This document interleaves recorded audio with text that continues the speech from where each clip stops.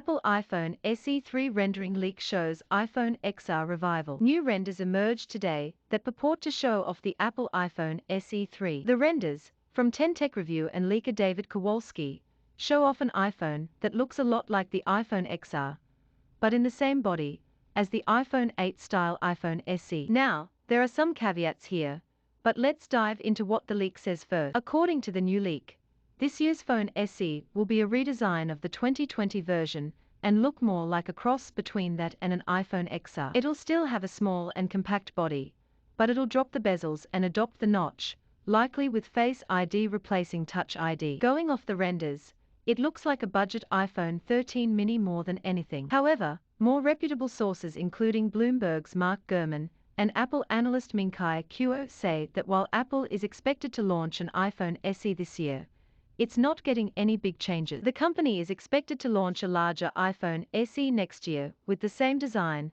as the iPhone XR, so it's possible that this leak has gotten wires crossed by confusing the iPhone SE 2022 dimensions with the iPhone SE 2023 design. At the same time, it is not unexpected that Apple will attempt to unify the design of its iPhone lineup. The company could even be retooling former iPhone 12 mini components to push Face ID to even cheaper hardware. It is also worth noting that there have also been whispers of the iPhone SE adopting the same iPhone XR style design alongside a side-mounted fingerprint button like the iPad Air.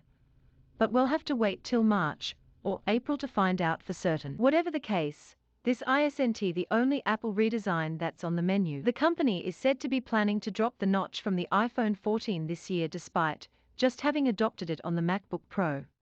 Instead, the company will be replacing it with hole punch and pill-shaped cutouts on the front to account for Face ID. This report has much stronger backing, and Apple is expected to debut the new iPhone 14 lineup at its annual fall event this September.